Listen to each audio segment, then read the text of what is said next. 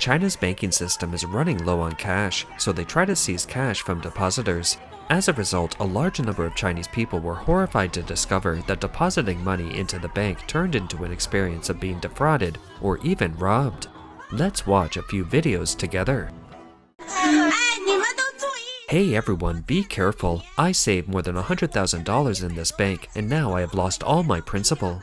What are you doing? Why take pictures here? I lost all my money, and now they are saying something like overdue stuff.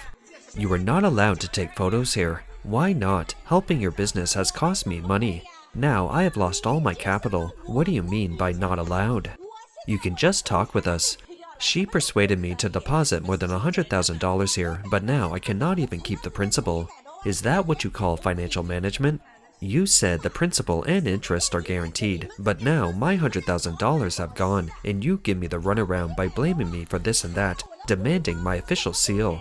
You have lost all my money. What product did you buy? The staff asked me to do the finance management. They told me it was an internal bank investment. It has been more than 10 months now. I bought it on August 3rd last year. It has been more than 10 months now. When I checked, I found that I had lost all the principal, but you guys told me the interest rate was at least 6 points higher. An 80-year-old man deposited over $15,000 he had saved throughout his life into the bank, hoping to earn some interest. However, when the maturity date came, he discovered that the agreed-upon fixed deposit had turned into an investment insurance policy. With only over $5,000 left, let's take a look at it together. I'm handing it over to you. You promised to guarantee my principal and interest. Is this the way you guarantee the principal and interest? The principal was more than $15,000, but now there are only $5,000 left, a loss of $9,578. You have to admit it. No way you can deny this. In this case, it's a lie. A female blogger said reporters from mainland media Beijing News discovered how banks deceive the elderly through undercover work. The first move is to impersonate. In the bank lobby, those financial managers in suits and ties not only pretended to be bank employees, but also the bank sold our ID cards and deposited amounts to them as targets. The second trick is a scam using games. They boast about high-interest principal protection, but hidden in the contract is that if you withdraw money in advance, 50% of your principal will be deducted. Mr. Wang from Henan province has hit 6,841 USD GIC A guaranteed certificate, changed into an insurance investment. When he needed the money in the short term, he found out that he had to pay a compensation of 2,737 USD. Is this financial management?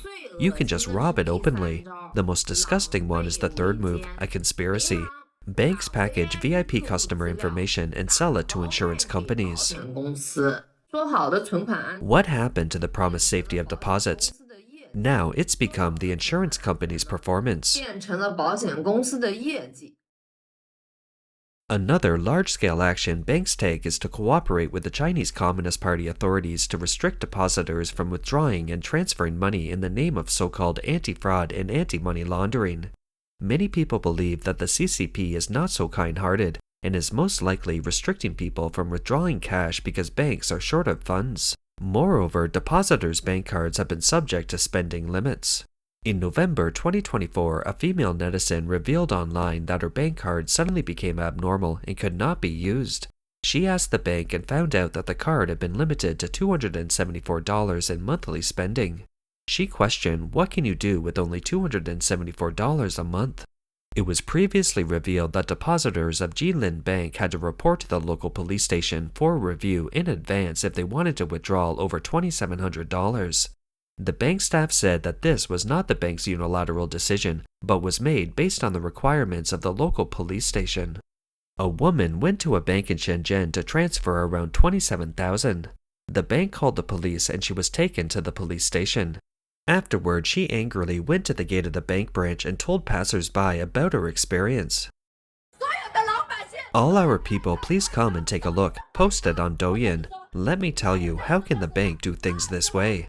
I transferred $27,365 and they sent me to the police station and asked me why I had to transfer $27,365. When I transferred money yesterday, I found that my bank card transfer limit was reduced from 684,000 to 1,368. Moreover, the limit was imposed without any notice. Many people must have encountered this kind of thing. Just yesterday, because the bank counter was closed, I rushed to the IATM machine to deposit $20,524 in cash. It took me nearly 20 minutes. I was anxious to transfer it to a friend, which was life-saving money. Then, I found out the transfer limit on my bank card was as low as $1,368 per day. My friend needs money for an urgent surgery. If anything unexpected happens, can your bank be responsible? In June 2024, mainland media reported that several banks in Shenzhen require appointments for large withdrawals. Among them, China Everbright Bank stipulates that the clients are required to book an appointment if any withdrawal is over $2,737. Shenzhen Rural Commercial Bank stipulates that an appointment must be made for withdrawals of over $13,683. Hangzhou Bank stipulates that if depositors withdraw more than $27,365, they must provide proof of the using purpose of the money. China Construction Bank requires depositors to make appointments and be reviewed on the mobile application if they need to withdraw over $27,365. A woman from Xingtai City, Hebei Province, went to the Industrial and Commercial Bank of China to withdraw money and was upset when facing ridiculous requirements. I need to withdraw a total of $3,421 from the card, and the bank delayed me for 20 minutes. I was required to make countless phone calls to verify the withdrawal. I said my husband needed to be hospitalized, and they asked me which department he was in. If it's not for being hospitalized, can I spend my own money? Can't I withdraw my own money? Hello, please help me withdraw $27,365. Sir, what are you going to do with this $27,365? I want to buy a safe. It wouldn't cost that much to buy a safe, right? As for the remaining cash, I'll put them in the safe. It's better than putting it in your bank. It's more inconvenient because you guys will ask me what I want to do with the money whenever I withdraw it. Sir, you are kidding. How could it be more inconvenient than keeping your money in a bank? It's very safe. Hey, stop talking nonsense. Your efficiency is so low that people with short lives don't dare to come here to do business. I came to get a line number at 8 a.m., but you didn't do business with me until 11:30.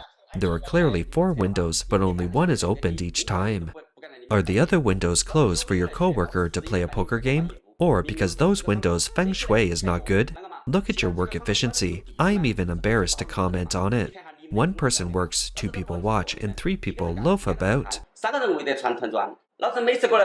Every time I come here, you guys interrogate me like a criminal.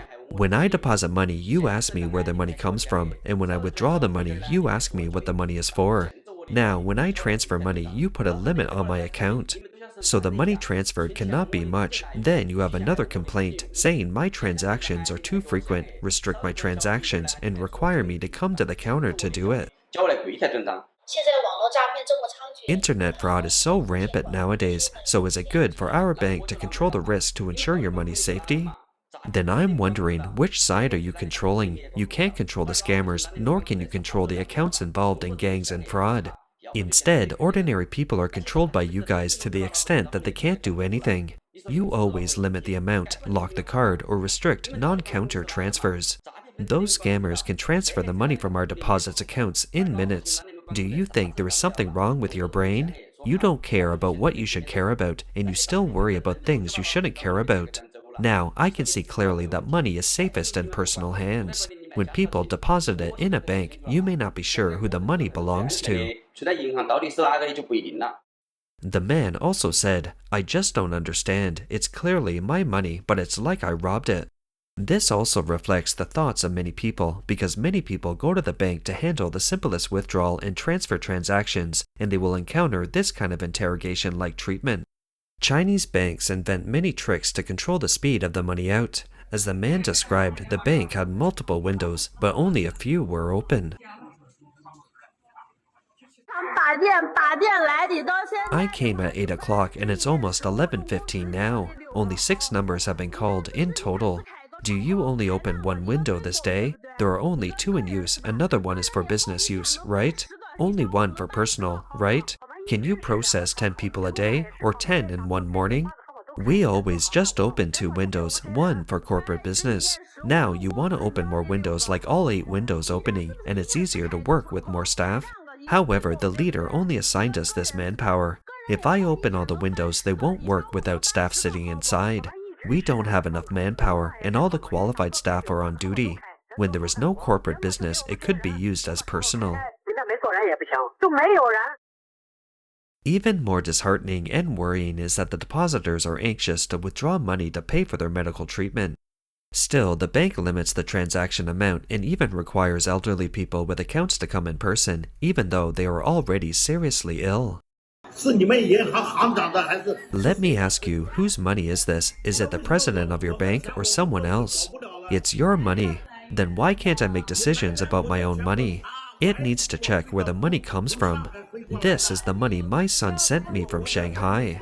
If you have proof, can I just transfer the money back? You can check it, or you can call the police and the inspection team to come, and you will buy plane tickets to Shanghai to check it out together. Just provided the proof, be calm. What you said is not what human beings should say. Anyone will get angry at your words. Why don't you call your bank president? Is he human? Isn't he a human being? Isn't the bank president a human being? How come you say such words? I want to ask if your bank's rule is under the national constitution, or made by whom? I can't even transfer my own money. Only $547 are allowed per day, so it will take several days to transfer $1,000 or $2,000.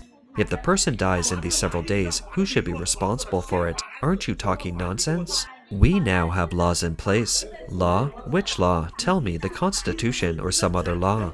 The law has been issued now. It has been issued. Having your own money in the bank, you can't do anything with it now. Ask your bank president or your leader to come down, and I will talk to him. 邮政